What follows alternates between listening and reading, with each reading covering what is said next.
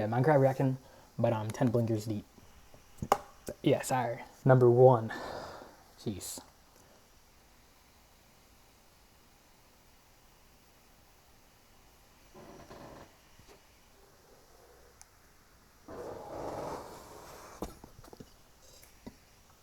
God did. Okay, so that's number 1.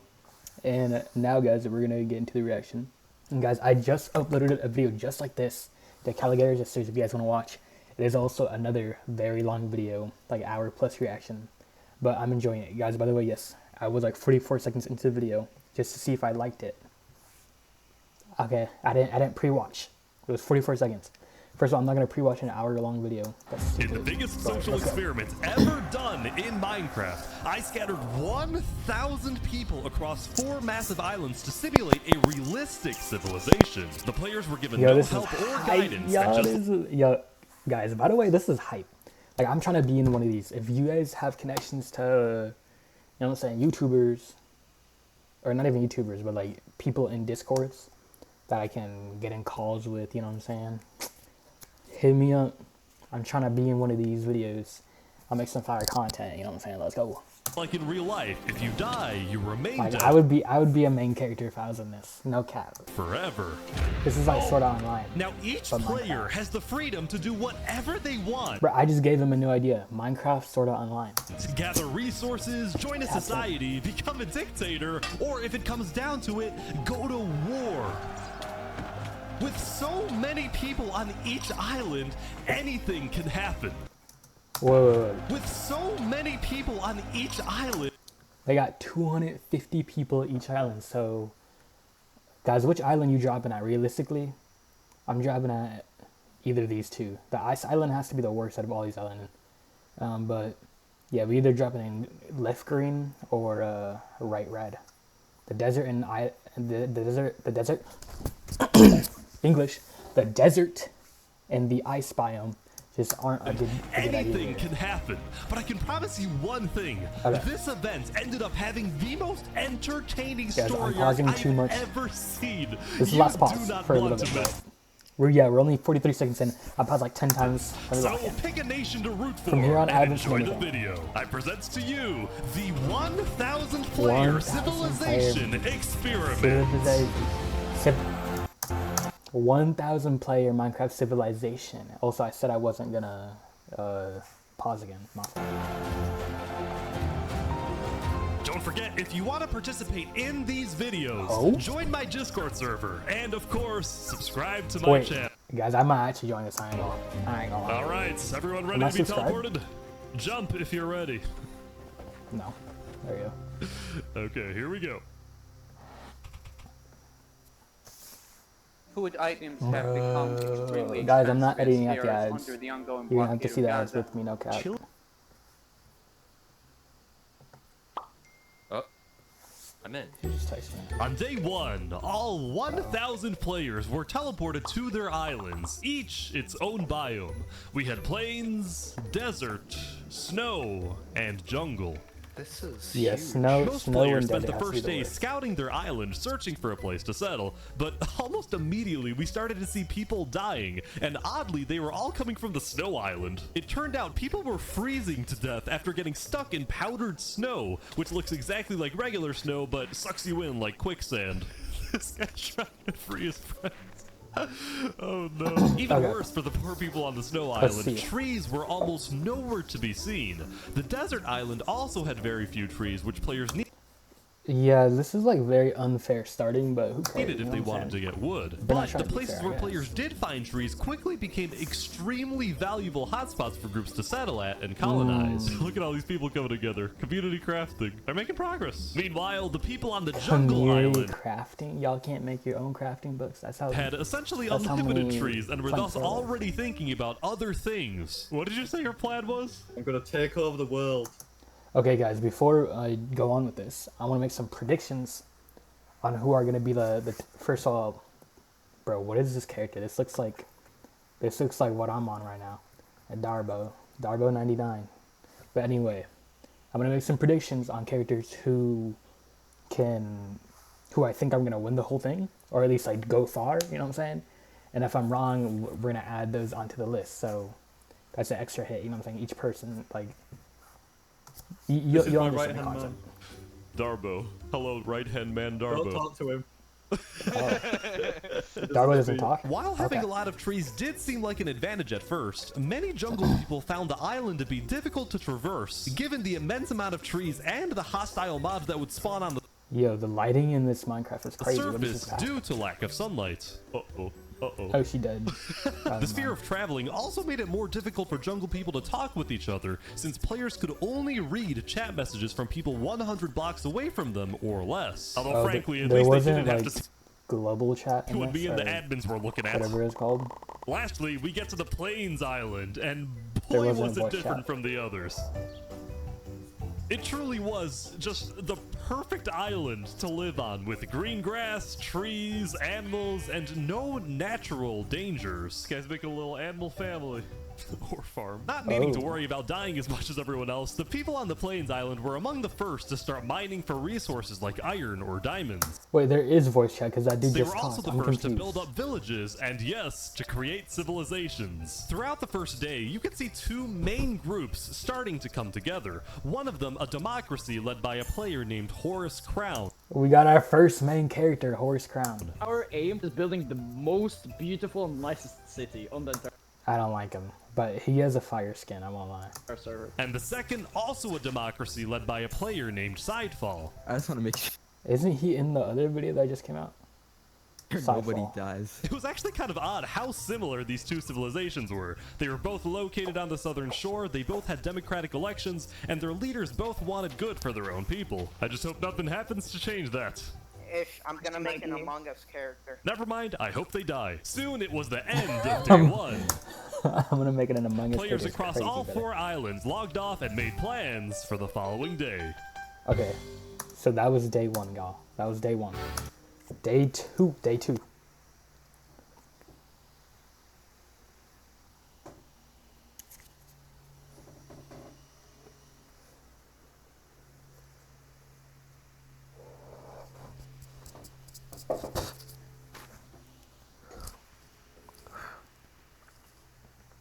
Ooh.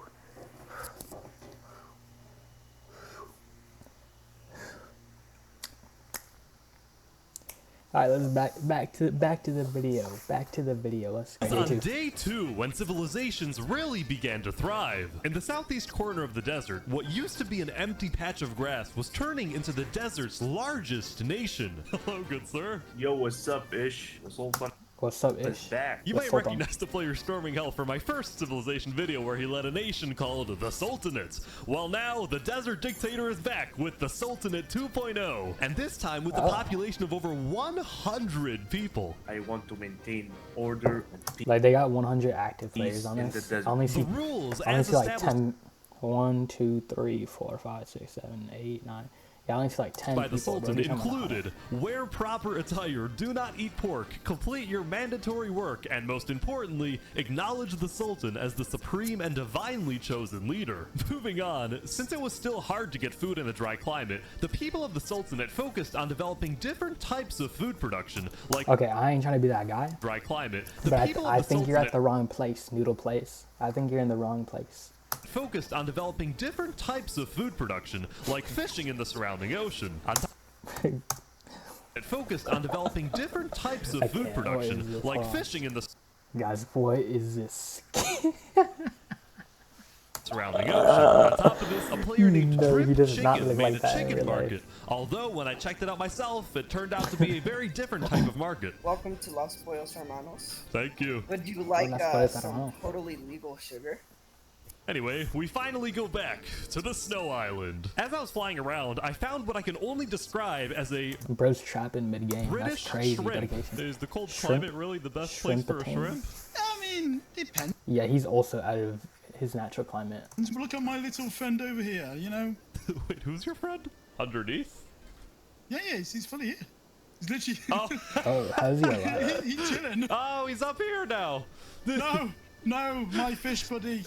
Please go back down. Despite the killer powdered snow and the occasional polar bear, the people on the snow island were actually doing pretty well building settlements How do they have dirt? together. Nobody was fighting because everyone had one common enemy, the harsh climate. That being said, Yeah, that sounds horrible. I ain't gonna it lie. turned out that all of these snow settlements might be a bit more than just little communities. What do you mean? On day 2, rumor was getting out about a conspiracy that, despite them all being spread Like, bro, come on. It's, out across the entire island, a lot Oh, of these shoot. snow There's that settlements many? were actually all being run by one single person whose goal was to unify the entire snow island under one mighty empire. This person's name was Alanulo, and he was running this he has aura. I don't care what y'all say. Alanulo. Aura. entire empire Aura- recruitment aura, operation from an underground bunker Yeah, where no he aura. felt he was safe for the time being. Essentially what he would do was hold meetings with people who were already leaders of their own settlements and convince them to merge their civilizations with his empire. Aura. I knew it, guys. We're already top pick, bro. We're already top pick. We have So they would be Alanulo. stronger together. He would give these leaders orders to fulfill, and in exchange, they would be guaranteed high-ranking positions in the Empire. If this Empire actually succeeds in Dude. uniting all Alanulo, 300 genius. people He on a the massive. Snow Island, it would easily become the most powerful nation in the world. In fact, it would be bigger than the Sultanate and the two Plains democracies combined. Will this Yeah, but we're also just starting. Like, you know what I'm saying? Even if he is, someone else is gonna, you know what I'm saying? ambitious plan So, actually we'll see. succeed? Let's see what happens in the following days. Can we just talk about how tryhard they are at Minecraft? Like, we're acting like this is normal. No one takes Minecraft as seriously other than these people.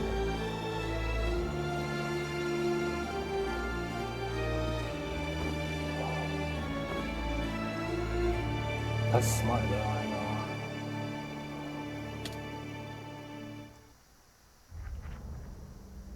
This game, you're not ready for. That's real smart. I would love to play one of these guys. I would love to play one of these. We've now covered the I would be like Alanulo, except unless there's like bad foreshadowing to that.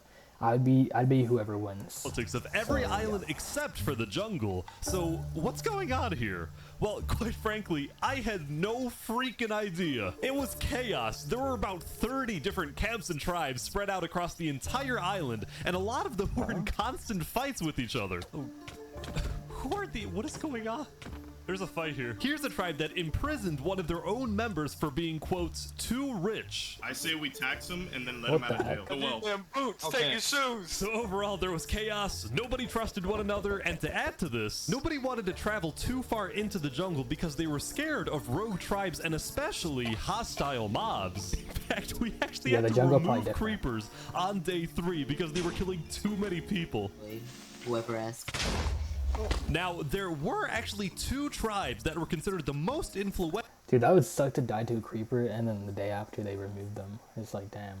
I knew in the that- jungle. I knew that The for first, sure. a river-based settlement called the Sea People, whose leader was killed almost immediately by a random rogue tribe. The new leader, Yeatspeak, dedicated his rule to Yeatspeak. maintaining order, but also to keeping his people happy by setting up events Yeah, I like like this stand-up comedy nights. I got a few jokes about unemployed people. Oh, Oh, okay. wait, none of them work. Oh, that's a The good second joke, influential kind of, I tribe guess. was It's not located in really- the it dead makes sense, though. center of the jungle, and it was what appeared to be a faction revolving around the worship of a player named Seth. Hello, Mr. Seth. Oh, what's up, bro? Oh, this is just creepy. You're telling me this isn't a personality cult? Nah, I wouldn't say that. It's a way of life, alright? It's a religion. Lastly, as I was flying around, I happened to run into this guy again. I'm gonna take Ooh. Believe it or not, he Oh, he said he's gonna take over the world. had actually become the leader of a pretty impressive settlement. Granted, there He's running was a only lot of gold. internal drama in his tribe. Do you see this like really cool tower thing that we're building here? Yeah, That's it looks fire. great. Yeah. It's really cool. Right? And do you see our farm over there? Yeah. It's really cool and nice. Now come over here. Okay. Could you tell us what this is? In short, two of Wazik's tribe members built a librarian's tower, and he thought it was ugly and wanted to burn it down. Now, when I talked to the librarians, they said Wazik just doesn't like the library because he's illiterate. As I said, drama. Now, the jungle wasn't the only place having problems. He's mad because there's a library, like what? The Plains Island was seeing both a surge in development, this whole place is awesome, but also a rise in tension. The leader of one of the Plains democracies, Horus Crown, had found out that the other Plains nation run by Sidefall had reached out to the Snow Island looking for potential How do you find this out? alliances. Horus Crown did not like that Sidefall was reaching out to other islands instead of reaching out to him, so he quickly established his own alliance with two other Plains settlements, both they really located ganged up on in the this. east side of the Yeah, their builds are beautiful, bro. Like, I can't build any of this with that. island, which would essentially cut off Sidefall's access to most of Plains if a war were He to took break over the whole out. island. We think Sidefall is definitely up to something, and we're planning to stop them. The people living on the Plains Island, who had otherwise taken their peaceful lives for granted, were getting very worried about a potential massive war that would devastate their homes.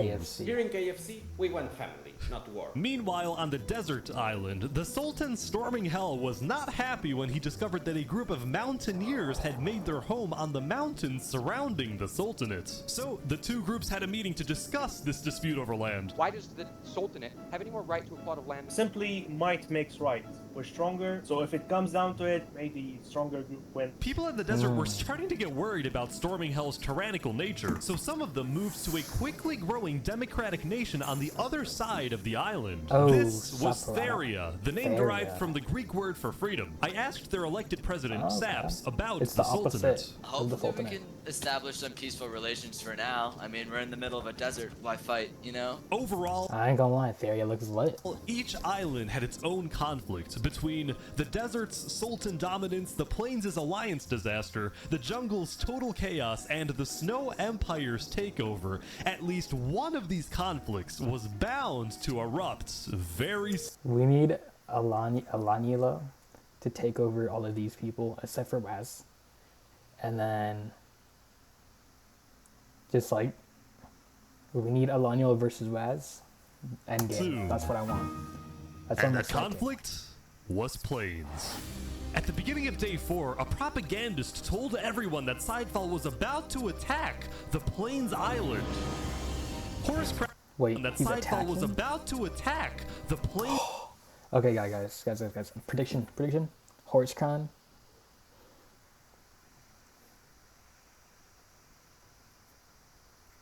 He runs away and survives. If I'm wrong, Island. Horus Crown called a code red, and everyone on Plains was freaking out, including these guys at the center of the Plains Island who built a tavern on a lake. I spoke with the bartender. Welcome to the tavern. I hope you can enjoy a nice beer, since it might be our last. what the heck? So at this point, you're probably wondering, what was I didn't even know you Sidefall could add that in actually Minecraft. doing? Well, it turns out Sidefall was just as confused as everyone else, since he had no plans to attack anyone. The propagandist had lied. I have no clue what these guys are talking about. I don't want to attack anyone. I don't want a civil war. You were framed. I can't believe it. So now, both sides were gearing up for a war over nothing but a miscommunication. And all throughout, Sidefall was desperately trying to reach out to the other Plains leaders, saying that he didn't want war. The other leaders doubted him, but they actually agreed to meet with him as long as they met on neutral ground. Whoever told you guys Is this neutral ground? Like they can't attack on here, or what? I want war is lying. Tell us the truth then. While they talked, Horus Crown secretly had undercover spies search Sidefall's entire village, but he Bro, what? wasn't aware Sidefall had someone else place a bunch of TNT under his village. Wait. But before things went too far,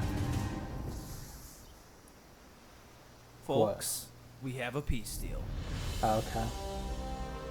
By the thinnest of margins, crisis was averted. After talking, the leaders had made a peace treaty. I actually didn't get to see much of the meeting, but here's essentially what happened. Sidefall first apologized to the other Plains leaders for not being open with them, specifically about his relationship with the Snow Island. He told them he had only reached out to Snow in hopes to get on the good side of a player named A Freakin' Turkey, who was apparently Alanulo's second in command. The Plains leaders discussed their disagreements on foreign relations, Horus Crown preferring keeping alliances within Plains, and Sidefall believing in making allies on other islands. But they were able to put their differences aside. They banished the propagandist from the Plains Island. They banished him? Gee, bro. GG. And that's the end. The 4 major Plains nations created a great He's gonna have like a villain arc. He's gonna come back. There's no way.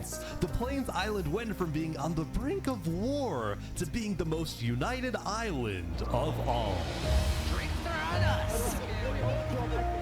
And it wasn't just Plains. Toward the end of the day, all 4 islands were prospering. From the people on Snow collecting resources and building together, to the people in the desert working on the Sultan's build project. Man, these are L builds. I could do better than this. Like, look at Which this. was create a massive holy city. Even the jungle was at peace at the end of day 4, since the remaining jungle people were just thankful that they were still alive. Soon though, it was the next day. But before we let people back onto the server, the admins and I decided to add a little something.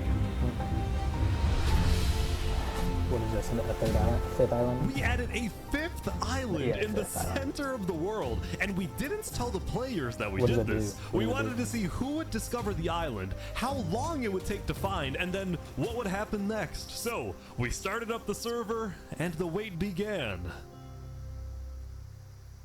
But meanwhile, we have to talk about the Snow Island. Hello, So whoever gets that island first, hopefully it's a Lon Elo.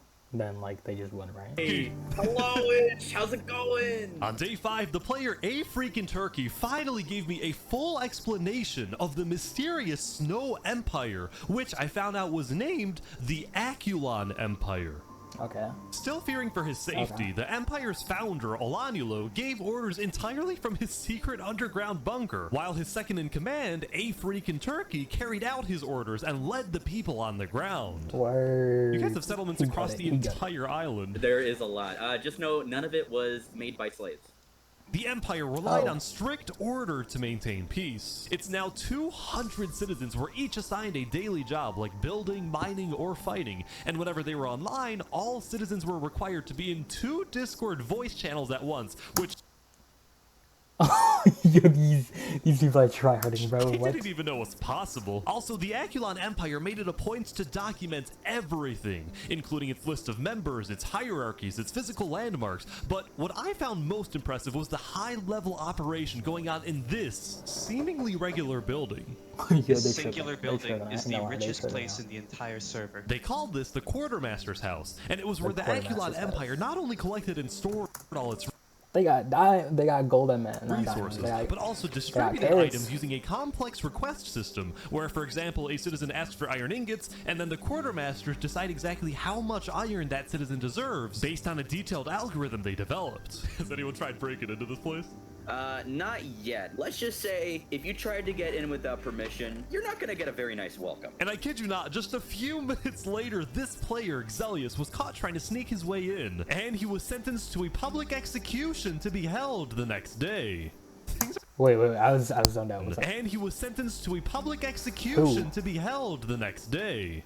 Things are kind of strict around here, huh? As long as they don't take me my squid, I'm Oh, happy. shrimp boy. Look at him.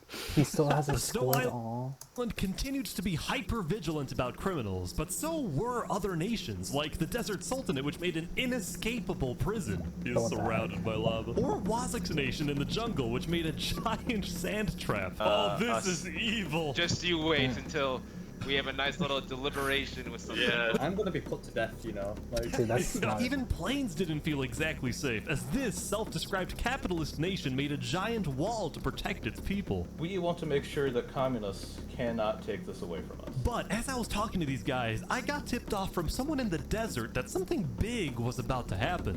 The Sultanate army's on the move.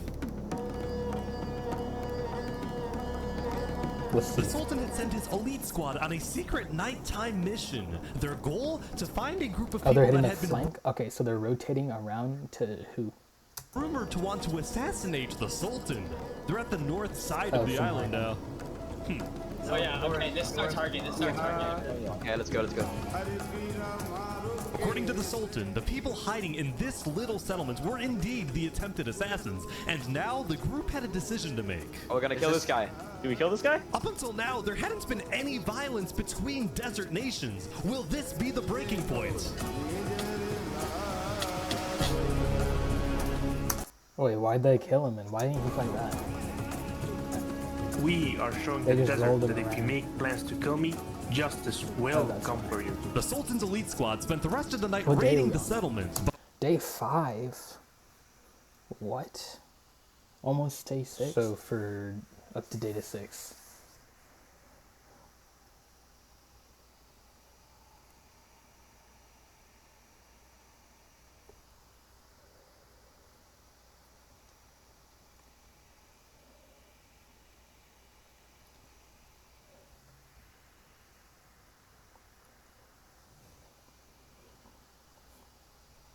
Okay.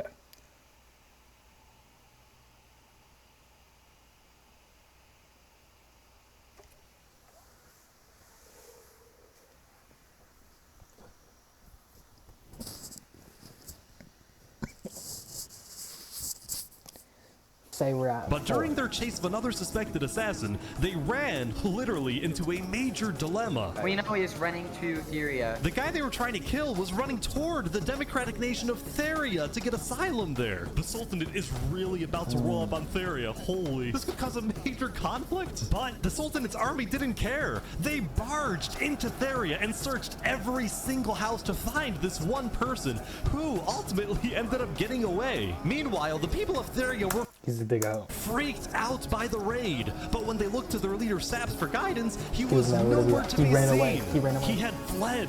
Oh my god. Eventually, the Sultanate's army left, but Theria was not going to forget this.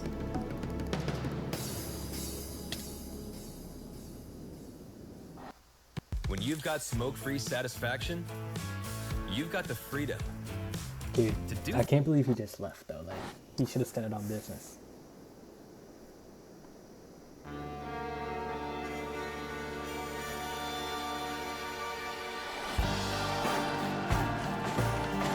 By attempting to blow up the quartermaster's house, Zelius betrayed our people. And for this, he must die.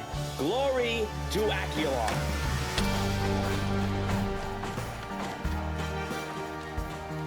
It was a busy day for A Freakin' Turkey. The execution was successful, but the Empire didn't yet have a written constitution or a justice system. So A Freakin' Turkey met with a player who claimed to be a lawyer to set up a legal system. You get the smaller seat, unfortunately, but do know it is quite important as well. I'm used to cramming into tight spaces. Afterward, What?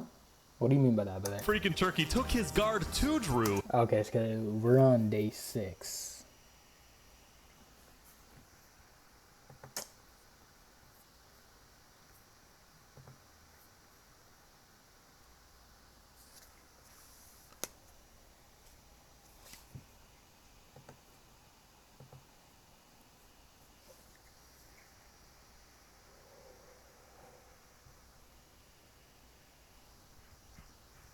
Jesus, chat. And confronted some farmers who he claimed weren't producing enough food for the Empire. I swear I will not miss any payment I have to owe you. Drew, the bow, please.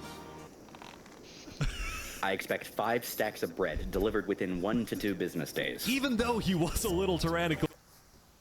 5 stacks of bread delivered 5 stacks of bread? Within 1 to 2 business days. Even though he was a little tyrannical at times, A Freakin' Turkey was actually becoming very well liked in the Aculon Empire because he got things done and he was a charismatic speaker. Fellow citizens, it is my distinct honor to pronounce Steve and Pixel as husband and wife. Nah. See, even though he was only the second in command of the Snow's Akulon Empire, many people were starting to view A freaking Turkey as a better candidate for leader than Alanulo, since most people in the Empire had never even seen Alanulo, given that he's been hiding underground the entire time, afraid of being assassinated. In fact, some of his own citizens weren't even sure he existed. While Alanulo ruled from afar, only talking with high-ranking officials, A freaking Turkey was considered a man of the people, someone who talks to everyone. In fact, so he was what is it called? Like the playsman, the show play. He's like the Iron Man. A freaking Turkey had gained so much notoriety that leaders of other nations were starting to reach out to him for alliances. Why is his name Maggot? So much notoriety that leaders of other nations were starting to reach His name is a Maggot. out to him for alliances rather than to Alanulo. So as a result of all of this, Alanulo was starting to get a little worried. Turkey knows that I created this empire and its entire political system, and as long as I am alive, I will be its only ruler.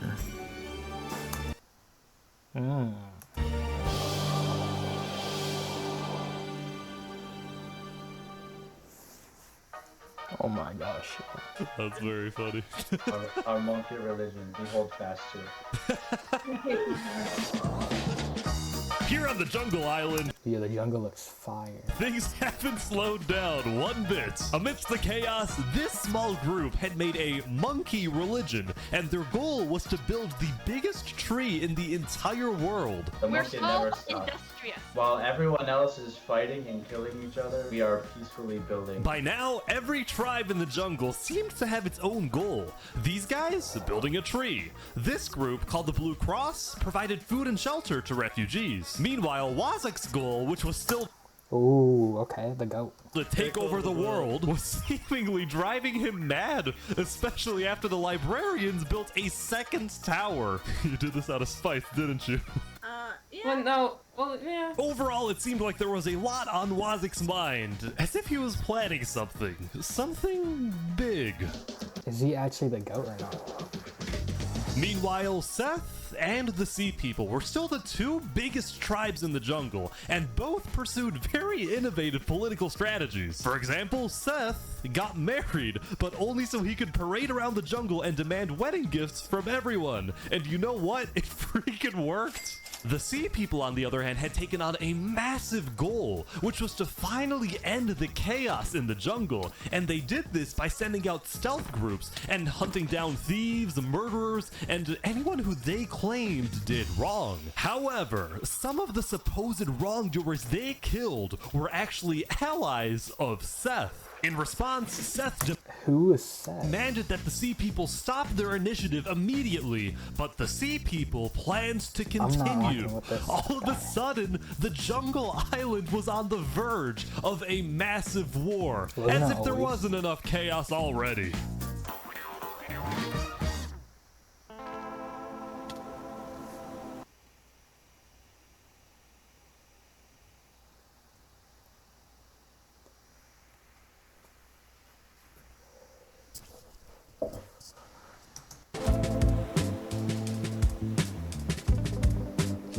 Wait, is someone actually here? I think so.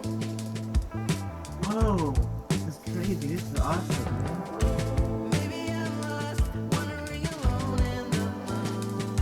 On day 7, a player named the Pokemonkey discovered the secret fifth island. The island had a mysterious dead terrain, a small pre-built village in the center, and underground, it contained netherite, which is the strongest and rarest resource in the world.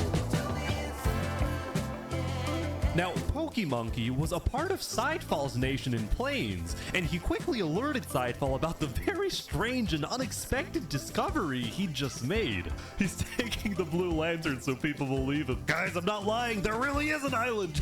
2 minutes later, another person found the center island. This time, someone from the jungle. Then, like a domino effect, more and more people started arriving, typically either alone or in small groups, like these guys from the desert. Even though they all came from different islands and nations, nobody was fighting.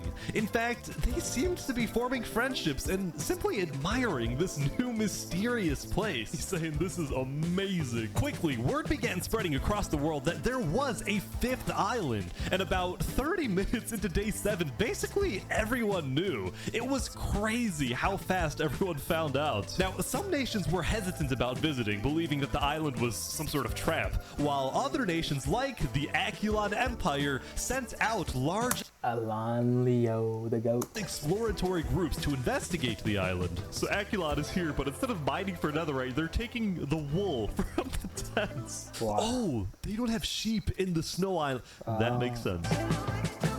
Something I found interesting was that no nation, not even the Snow Empire, had the courage to publicly claim the center island as part of their nation, as their territory, probably because it would result in conflict with other nations, which was my secret intention when adding the island, that it would cause some type of war. But it didn't cause a war, or maybe just not yet.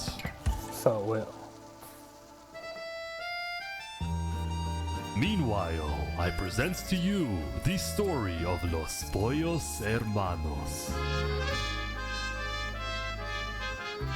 Wow, you've really expanded your business. Yeah, we're doing quite well. Because starvation was such a big problem in the desert, Drip Chicken had made it his life's mission to feed the people of the desert. And ever since I spoke with him on day 2 next to his little food stand, Los Pollos Hermanos had become a staple of the Sultanate. But this business would soon run into some problems. See, on days 4 and 5, the Sultan storming hell was unsatisfied with the slow progress on his build project, the Holy City. So he demanded that the farmers of the Sultanate stop growing food and instead... Man, if I'm living there, in the desert, I'm just moving like what? Work on his build project, and just like that, the food supply going into Los Pollos Hermanos had completely stopped. The restaurant suddenly had no food available to sell. Having no food, Drip Chicken was instead forced to sell some questionable products, and if he was caught selling these products by either the Sultan or the Sultan's twin guards, he would probably receive a life sentence in the Sultanate prison. Meanwhile, the farmers of the Sultanate were unhappy since they wanted to farm, not be forced to build. So in a rebellious move on day 5, Drip Chicken and the farmers secretly set up a meeting with Saps, the leader of... Wait, Drip Chicken was going crazy. Theria. I know you want to move to Theria, but if you do, the Sultan will send his elite squad to hunt you down. So, what do we do? Go to Plains or something. There's about to be chaos in the desert. And Saps was correct. There was about to be chaos in the desert, for reasons he couldn't tell the farmers just yet, but he did tell me. You know who Davert is? Yeah, I think so. He's one of the twin guards, right? He's about to leave the Sultanate and join me. Really? The 2 people the Sultan trusts the most are his 2 twin guards, the brothers Davrit and Zamta, but one of them, his brothers, had grown tired of the authoritarian and warmongering ways of the Sultan. So Davrit had reached out to the leader of Theria, and together they created the single craziest plan I have ever heard, and this was it. First, Davrit leaves the Sultanate to join Theria. Next, the Sultan finds out about the betrayal and sends his elite squad to kill Davrit. Then, when the elite squad is away hunting for Davrit, and the Sultan is therefore alone, Davrit will sneak back into the Sultanate and kill the Sultan. Davrit will then claim leadership over the Sultanate, and as the new leader, he will finally bring peace to the desert. Davrit, there is no way this works. Brother, grow some chest hair. Trust me, you'll work, alright? So, at the end of day 7, Davrit snuck out of the Sultanate and headed to Theria to begin the operation, while Drip Chicken and the farmers fled to the Plains Island. Yo, Drip Chicken's goated. On their way out, he's my number 1 pick. Them took one final look back at their home, at their restaurant, knowing that they would probably never see it again, knowing that the story of Los Pollos Hermanos had come to an end. That's kind of sad.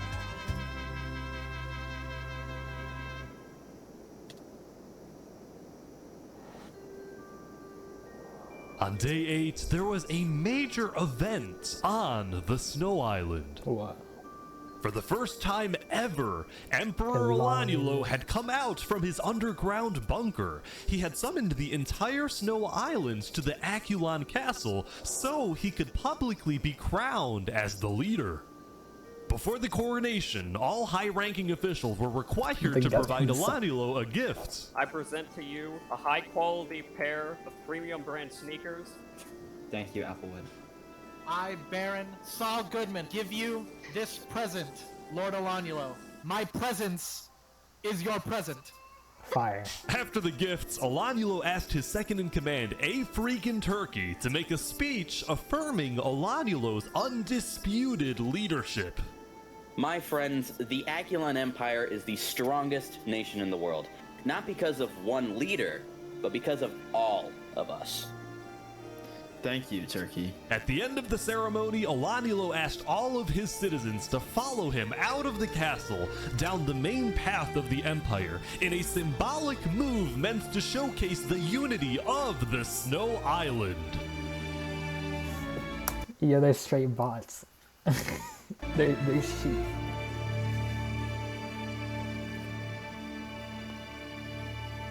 But step into Hojo, where the whole family is welcome, where the rooms are vibrant and modern.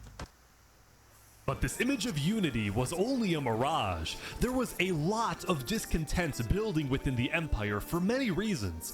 People didn't like that Olanulo's knights were constantly bossing them around, nor did the Aculon builders like it when Olanulo forced them to work on the Aculon Castle instead of letting them finish their own projects. There was this general sense that Olanulo might be overreaching with his power, especially when he started spying on his own citizens to see who was criticizing his leadership. See, Olanulo, good job, believed bro. that in order for his citizens to have a good life, they have to live in a strong nation, and the only way to maintain a strong nation was through complete unity under a powerful and unchallenged leader. This is why Olanulo was fearful about the discontent within his nation, as well as the rising popularity of his second-in-command, A Freakin' Turkey. Knowing that they were being spied on, many of A Freakin' Turkey's supporters were becoming scared living on the Snow Island, afraid that they would be executed for not supporting Olanulo's leadership. So, with the help of A Freakin' Turkey, plus another high-ranking official, its Ender, some Aculon citizens organized secret evacuations out of the Snow Island through underground tunnels, some of which led to Seth's nation in the jungle, others going to Sidefall's nation in plains. Both Seth and Sidefall were very open to accepting refugees, especially those who opposed Olanulo, someone who they believed to be a dangerous tyrant. Also, they had just found out that Olanulo had actually sent spies all across the world, including into their own nations, so they didn't like him very much.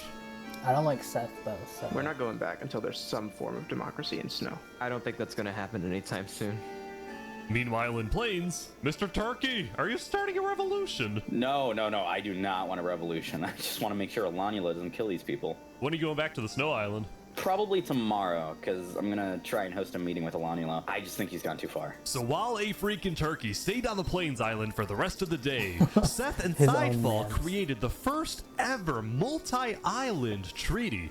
This treaty not only established Seth and Sidefall as allies, but it also declared their nations refugee states, ones that are willing to accept all people fleeing from dictatorial regimes like the Sultanates or the Aculon Empire. As for A Freakin' Turkey's position in the Aculon Empire, he was still technically the second in command, but it was only a matter of time before Olanulo finds out about the missing citizens, and then it's very likely that Turkey will be stripped of his position, or be kicked out of the Snow Island entirely and become a refugee himself. Hey, Olanulo's gotta do what he's gotta do, so like, we can't stop it. He's got that. Yeah, I don't know if... Wait, is that a basketball court. On day 8, the center island was getting a lot of visits from curious players, and instead of fighting each other, everyone was just kind of hanging out and doing their own thing. Come, TP to me. Look at me. What is this? What? How do you do that? Later that night, some adventurer started terraforming the dead terrain, making it green. This actually looks not bad. These guys, meanwhile, made a secret underground church, and they hosted many ceremonies and cultural events. What type of ritual is this? Now, I actually attended 2 churches on day 8, the second one inside Falls Nation, although I was very disturbed by the person sitting next to me. After a near-death experience, life began to feel sacred. He's wild for that. I cannot say what they are, however. Right way to lead this war. Whoa, what did I do? They're taking him away. Oh no. Later that night, the Plains Island received an unexpected visit from the Aculon Empire's state-sponsored journalist. I'm with the news. Down with the news. Go away, tabloids. Go away. No fun. I ain't gonna lie, if I'm in this, I'm just like, I'm taking over. They're kicking out the journalists. Oh my god. Meanwhile, I ran into these Plains farmers who literally did nothing but plant wheat. Everywhere. Oh my god. Look at all this freaking wheat. Now, right next to the wheat field was a cookie factory in Horus Crown's nation, which took the wheat and made a variety of baked goods. See, ever since the Great Plains Alliance was signed on day 4, the people of Plains believed their island to be, for the most part, a very safe place to live, and as a result, many players felt secure enough to run their own businesses. There was the bakery, an Outback Steakhouse, boating and Yo, what? To run their own businesses. There was the bakery, an Outback Steakhouse. They got Outback Steakhouse. Boating and kayaking, 2 KFCs, and there was the most recent addition, Los Pollos Hermanos. Hey, he's back. You made one in the Plains biome? Yes. Expansion. Claiming refugee status, Drip Chicken and the Sultanate farmers received citizenship inside Falls Nation, where they were able to rebuild their famous restaurant, and the people of Plains welcomed the refugees with open arms. The only person who wasn't happy was the owner of KFC, who now had competition. Anyway, when word got out in the desert that Drip Chicken and the farmers had fled the Sultanate, as did Davrit, many loyalists in the Sultanate were furious with these betrayals. While the Sultanate was still the second most powerful nation in the world, the first being Aculon. I hope... Okay, I don't know what Wazak's doing right now. But I hope either Sidefall, Elanuel, Wazak, the turkey dude, or... I forgot his name.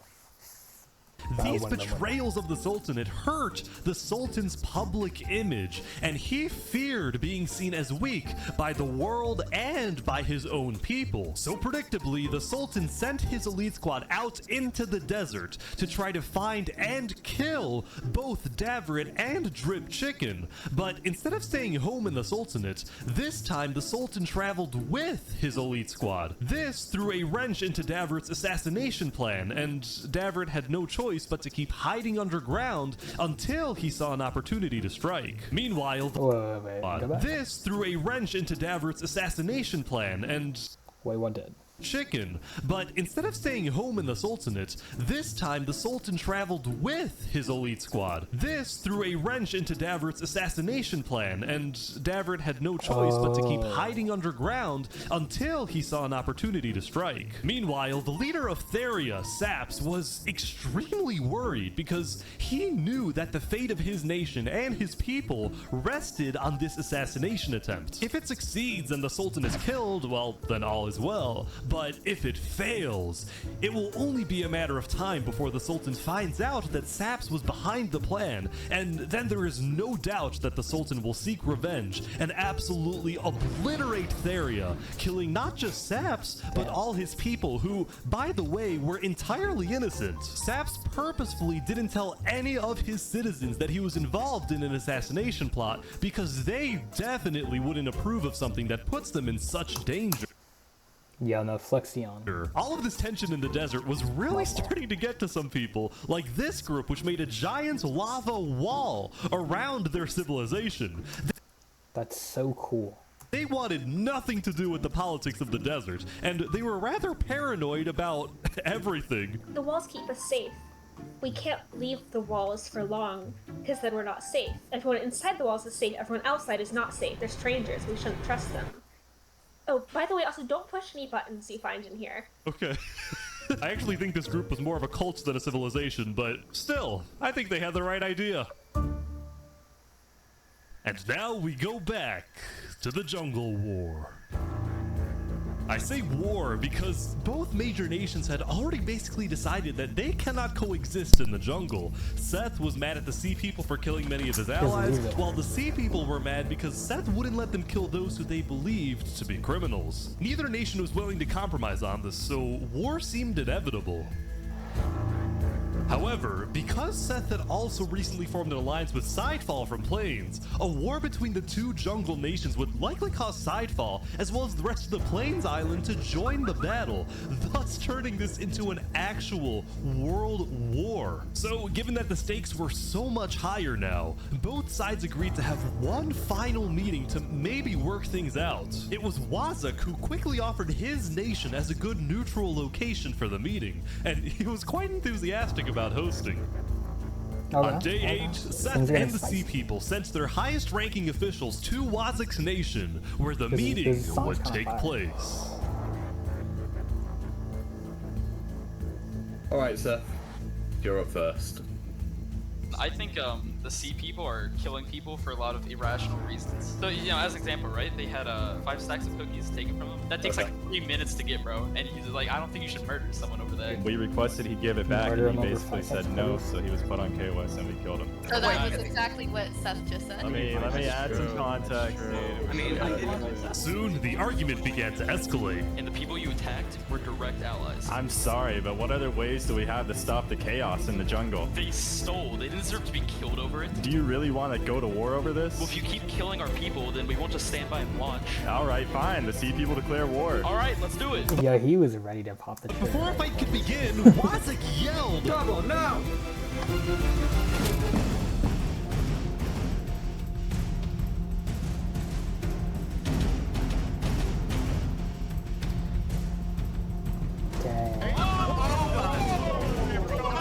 Oh my god. Go!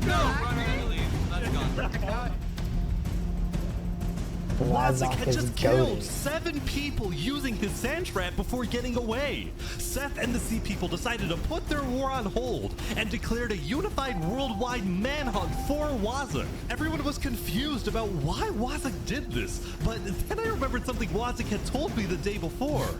Listen, if the war breaks out, I have a plan to stop it. Really? How? Oh, you'll see, my friend. When Seth and the Sea People declared war on each other, Wazak decided to use his sand trap and make himself the villain, so that the entire jungle would make peace to unite against him, therefore actually preventing a world war. Wazak is now hiding underground.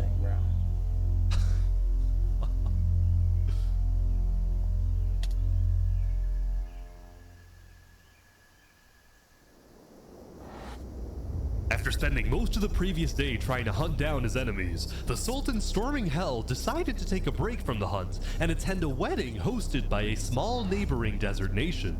It was a huge honor in the desert for the Sultan to visit your civilization, so there was a lot of buzz surrounding the Sultan's visit, and everyone in the desert knew he would be there. Zamta the Twin Guard was also at the wedding, and he was quite thankful for the break since he secretly despised My question is, why isn't the Nether in this? That'd make it so much cooler. having to hunt for his own brother. When the Sultan demanded that Davert be tracked down and killed, Zamta was horrified by this order, but he kept silent, fearing that he'd be next. Zamta could only hope that Davert was far away now, hiding in a place where the Sultan would never find him. But it turned out Davert was not far away at all, because he was on a mission. What is Davert doing? Look, he's actually here.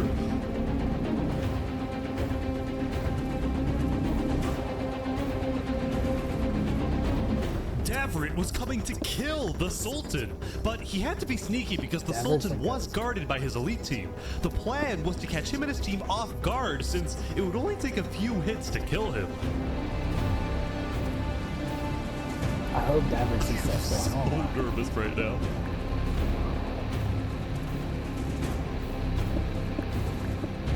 Did the wedding end? The wedding's over.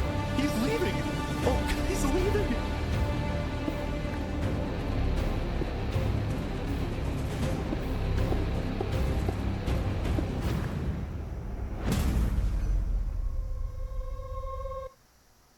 Imagine being able to build anything just by thinking about it. Meet Base 44. He should have done a mid-speech. Oh! Davrit! Oh, he snuck him. Will he get the kill? Oh! Will he get the kill? He's hit him so many times. Wait, Storming's getting away? The elite team is on Davrit big time. Nah, he gets away. He gets away.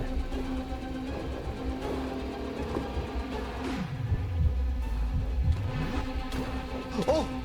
Oh, he's getting close! He's getting close! Oh, he turned around! Holy crap! Everyone's here now! I can't tell if this is insane!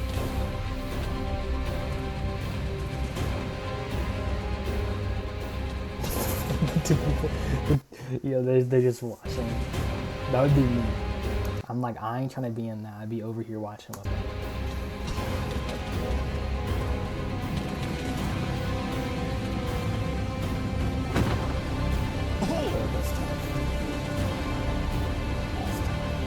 He should have just.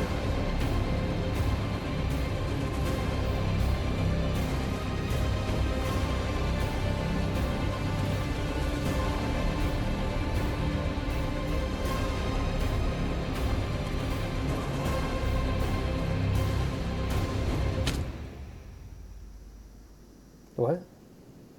Why?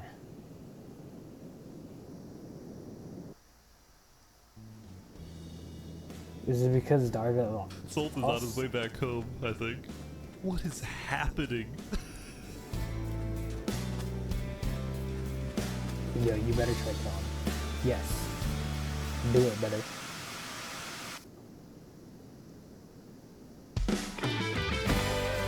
And he hit the crate. Double crate. Yes, sir. What? Yes, sir. Oh boy. Angry about the death of his brother Davrit, Zamta betrayed Very back. And killed the Sultan storming hell in what he called an act of revenge. All of a sudden, within the span of a few minutes, storming hell, Saps, and Davrit were all dead. So both the Sultanate and Theria were without a leader, and the desert island was in a state of total confusion. Now, because the Sultanate didn't have a solid line of succession, there was a short power struggle that ended with the Sultanate getting completely dissolved. On day 9, the second most powerful nation in the world had fallen, and most of the Sultanate's citizens ended up fleeing. That being said, it wasn't totally the end. Some who were still loyal to the late Sultan decided to form their own militias, whose only goal was to track down Zamta and avenge the Sultan. We are called by our divine leader to kill the dirty traitor. Mashallah. Theria, on the other hand, didn't dissolve and instead elected a new leader, a player named Jophiel, who was well liked and trusted in the community. Still, the people of Theria would continue to live in a state of fear, afraid they would be invaded by one of the new desert militias. Also, they would never find out why their founder Saps jumped off the Therian tower, which he did because of guilt. After he saw Davrit die, Saps believed that the Sultan would invade and destroy Theria, and he felt too ashamed knowing that he would be responsible. It was only thanks to Zamta that the invasion didn't happen.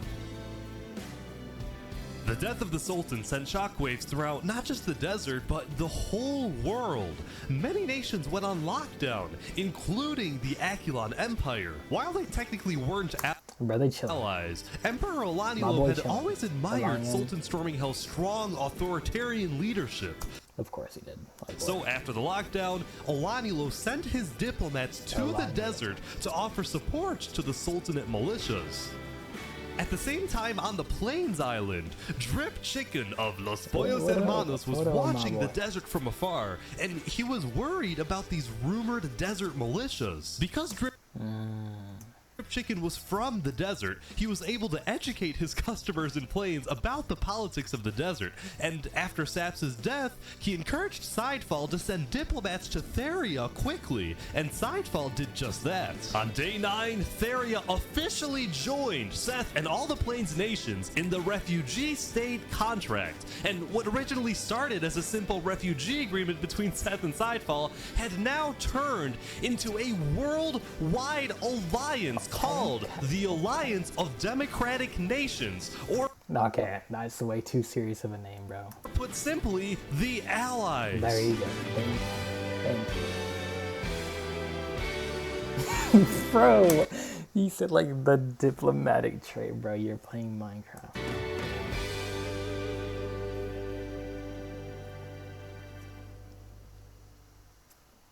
My brothers and sisters in Islam, in places where the world goes silent, we are commanded to speak. Maybe today you are being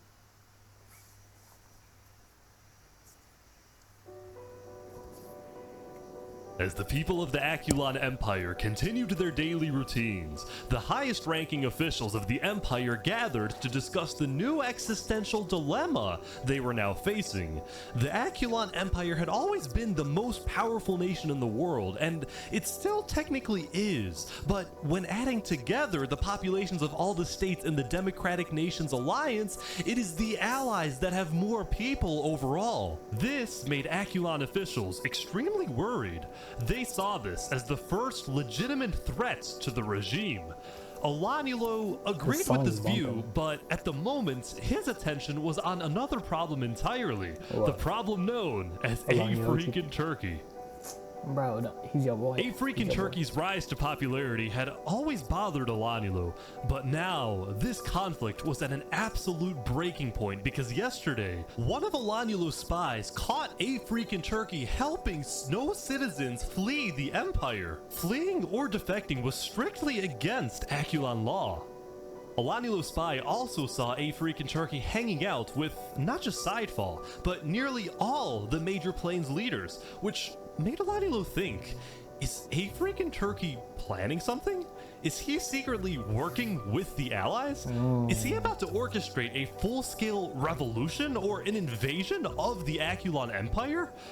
These were all questions that Alanilo was wrestling with. How do you know this? The more he thought about it, the more he convinced himself that African Turkey was probably committing some sort of treason and needed to be stopped. My gut's probably correct. Yesterday, African Turkey had reached out to Alanilo for a meeting, and today, Alanilo accepted this request, but with a few conditions. 1, this meeting takes place at the Aculon Castle. 2, Turkey comes alone. And 3, the meeting takes place not today, but tomorrow, because Alanilo needed some extra time for his builders to finish a certain project. Don't go. Located on the top of the Aculon Castle. Nobody knew why or what the strange-looking tower was, but Alanilo insisted it be completed by the time Turkey shows up. Tomorrow is certainly going to be interesting, so make sure everyone's ready. Lastly, later in the day, Alanilo sent diplomats to establish alliances with both the desert militias and with the sea people in the jungle. Alanilo appreciated the sea people's value of order, and he promised that he will help them stop the chaos in the jungle and help them catch their #1 most wanted criminal, Wazuk. Why is he wanted, bro? He's the GOAT. The sea people accepted this alliance, but they ended up not needing Aculon's help because late into day 9, Wazuk decided to turn himself in. Brother, why? He's about to be executed. A guilty conscience, perhaps.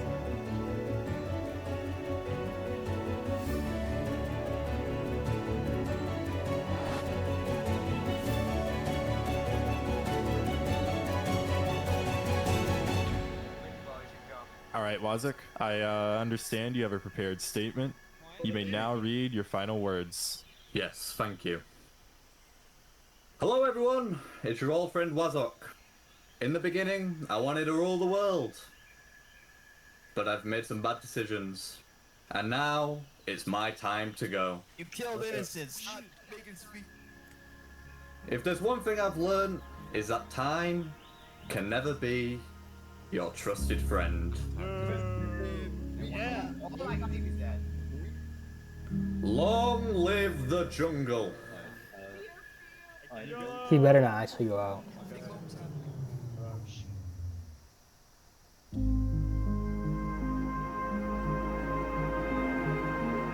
But he's got a like water clutch.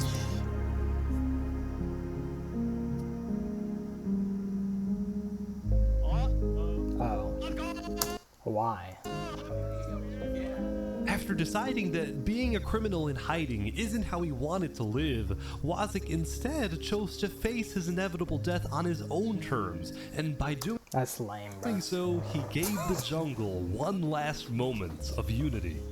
Anyone else jumping? The conflict between the two major jungle tribes was still unresolved, especially now that they were in opposing alliances, but for this brief moment, there was peace in the jungle. Well, that was fun. Everyone's coming down the tree now. Most nations around the world took the end of day 9 to rest and reflect on how far they've come. For example, the jungle's Blue Cross tribe celebrated becoming international, with at least one charity location on each island. Meanwhile, in the desert, the two Sultanate militias held a funeral for the late Sultan, where they vowed to get revenge and chanted death to Theria, after which they proceeded to finish building the Sultan's holy city in. Oh shoot. On the other hand, expanded its reach into the arts and became the first civilization to develop music. Oh. Oh, it's trash. Oh. Lastly, on the Plains Island, businesses were booming and civilizations were thriving. On day 9, the Plains Island had finished the construction of the ISH, the International State Highway, which made trade and transportation between the major Plains nations much faster. Overall, the building and architecture and player creativity in Plains was simply amazing, and it was all made possible by the political stability of the Plains Island. Many in the desert and jungle and snow looked at Plains as the shining beacon that they can aspire to be like one day. I don't think it's that deep. When your business is growing out of control, it can be disorienting. But with SAP, AI agents use all the right data to help you get out of the woods before you even know you're in them. All right. So one of the options with regards to financing a boat, it's a little different than buying a car. Thank what you. I mean by that is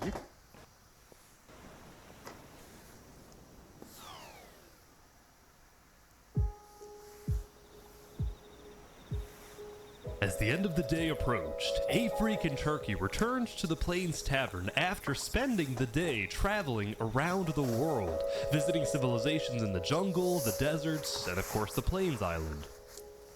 During many of his visits, he was very surprised when he found out that most people from these foreign nations not only knew about him, but admired him.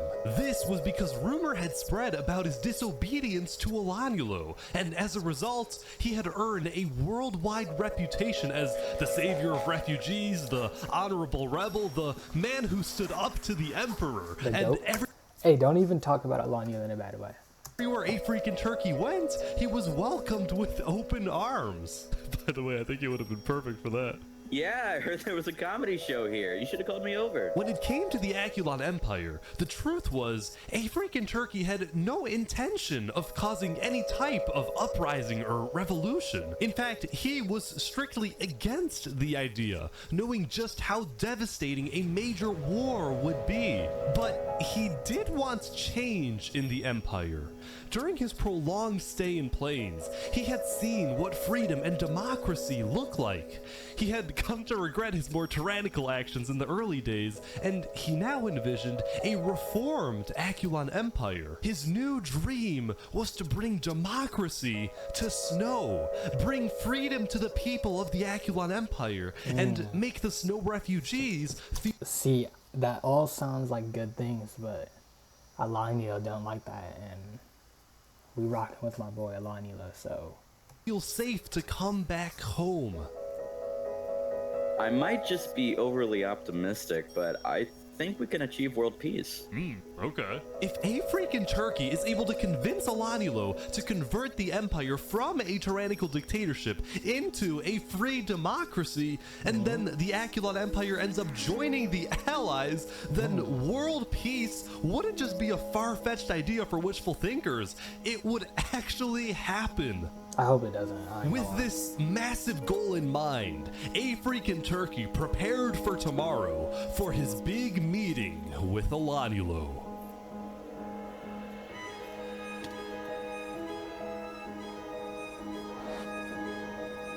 Just remember everything we talked about. We'll be watching.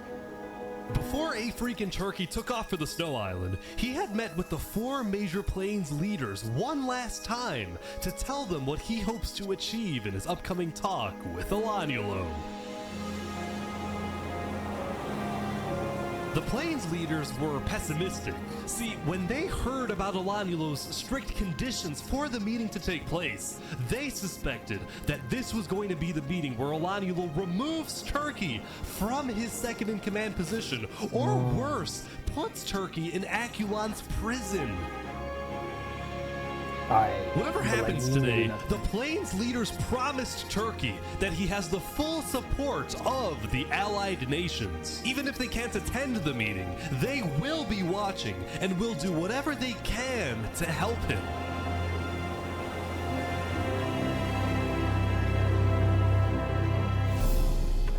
There we go, Turkey is now back on the Snow Island. I think he's going to the meeting right away. Let's see, Turkey. Let's see. How dare you defy my boy Alanilo? What is that?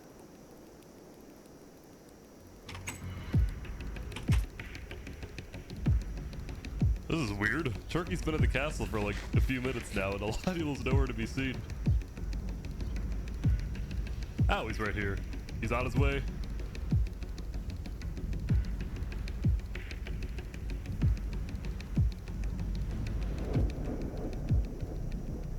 Here we go. Everyone's here now. I think everyone's here now. Knights come to the castle.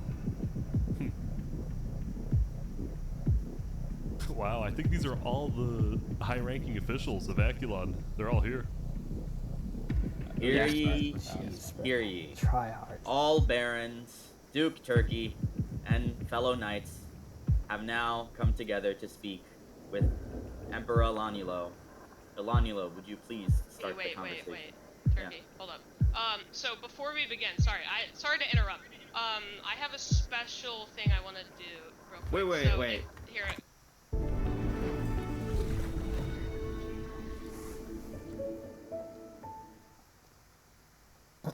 Drew, not yet. I want to just like, first. what's up? Turkey, can you sit on the throne for a second? Why? Just do it. Okay. What are we doing? What is happening? Can I trust you, Turkey?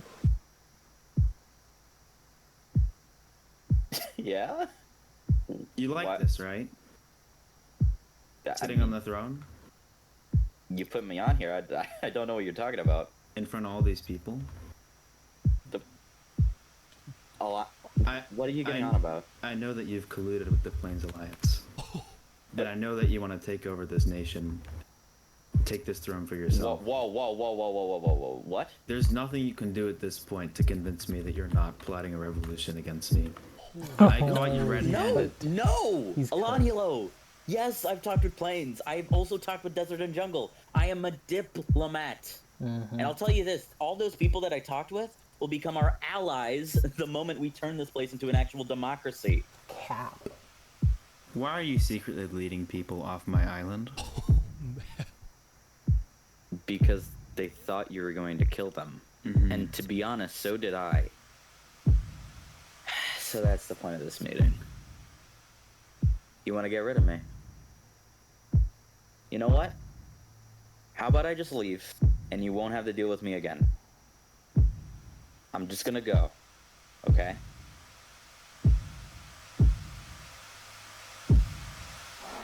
Yeah, and then you'll come back with an army. I'm sorry, Turkey. Dang, GG's. Unless Turkey has a golden apple. Nah, Turkey's good. He's cooked.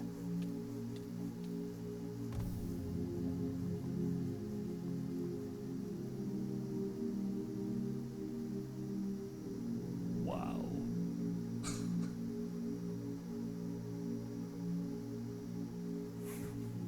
Hey, my goat always wins, bro. Don't defy Alonso. Oh! Wait, they're killing Turkey's supporters! They're hunting down his supporters as well! This is crazy. Like that, there was a purge on the Snow Island, and many of Turkey's supporters were killed. The few who were able to escape immediately swam to the other islands to tell everyone exactly what happened. And all of the knights started executing Bernie, Ender, Turkey. They assassinated some of the most loved members of Acheron. When African Turkey's death message appeared in Why you sound like you about to cry? Yes. People around the world were outraged, and shortly after, the leaders of the allied nations started activating their militaries, putting them on standby. Turkey once visited Los Pollos Hermanos. I'm giving the army chicken for 50% off to make sure they're ready for battle. Meanwhile, Alanielo got word that the allies were preparing their armies, so he declared a full lockdown, reached out to his own allies, and called them to the Acheron castle to be ready in case the allies declare war. And sure enough, when the Blaze leaders talked with Theria and Seth, the vote was unanimous. On day 10, the Alliance of Democratic Nations officially declared war on the Acheron Empire. I just want So it's Alanielo versus the world. to say I wish you luck and great success. Hopefully we all see some of you tomorrow to sign the Constitution of the new Acheron Republic. The new Acheron Republic that we all dream about having. Thank you. Thank you all. This isn't about us. This isn't about our lives. It's about getting justice for Turkey and ridding the world of tyranny. All the allied nations met up at the center island so they could attack the Snow Island together. When you've got smoke-free satisfaction, you've got the freedom to do things your way. Today, we fight for revenge. We fight for freedom.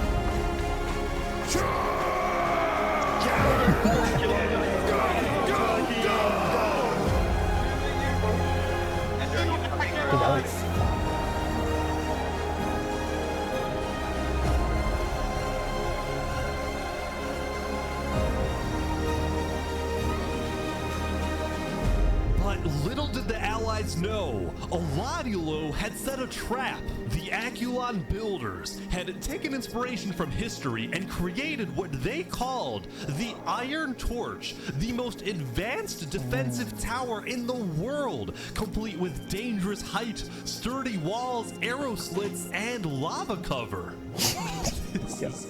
This is Yo, crazy. that's so crazy. How do you beat that? They're here.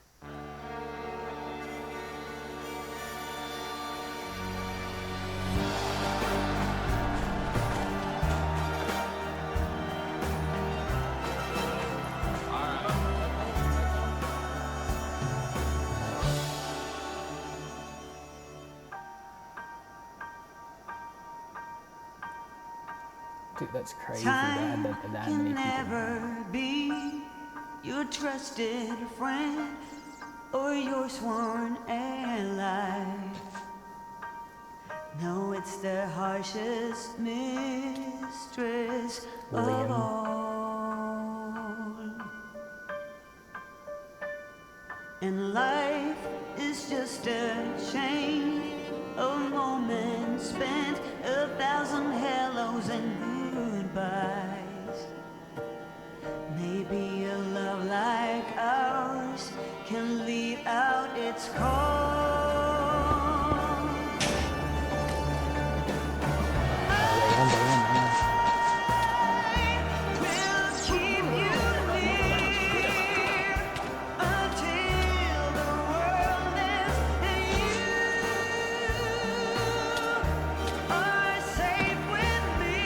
These are rainbows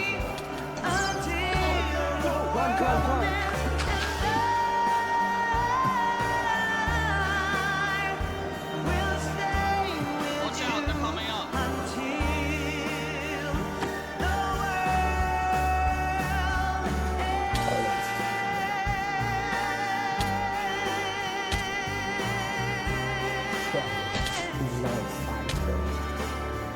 GG Zombie.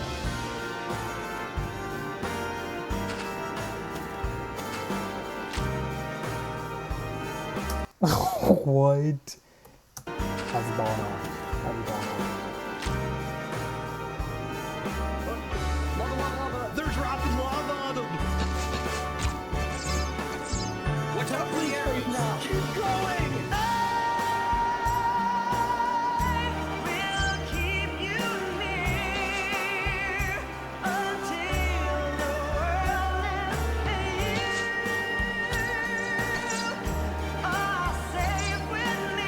Dude, that thing is great.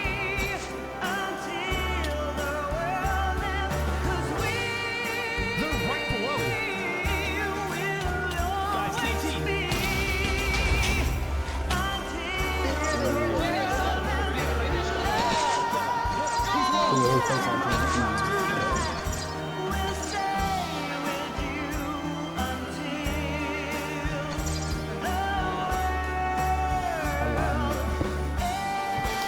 Might go, no. Yeah.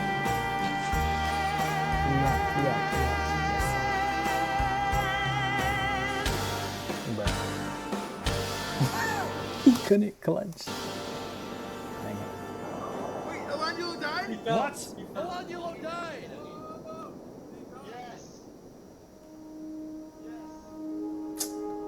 Bro, it really took everyone to do all that just to get my go. Soon after Elanulo died, the Aculon Empire officially surrendered. Wait, Dude, this is like Marine Corps. surrendered? Kill them. But even though Aculon surrendered, the Allies didn't stop fighting. No mercy, no mercy. They're all saying no mercy. Like that, there was a purge on the Snow Island. But this time, it was the supporters of Turkey doing the killing. Absolute slaughterfest. That's crazy. Oh, the shrimp dude. After a while, the Allies had completely taken over the Iron Torch, and all the Aculon forces had either been killed or had fled the island and gone into hiding. And with that, the Alliance of Democratic Nations had defeated the Aculon Empire. It was only when the war ended and the clouds parted that the Allies were finally able to reflect on what they had done. They had succeeded, but they had also shown no mercy. When their enemy surrendered, they continued to be ruthless and thirsty for blood. It was as if they had become their enemy. As the Allies each safely returned to their homes, now with a clear mind, many of them felt regret. Neither side was completely innocent, and the war was complicated. End the video, man. All I'm saying is that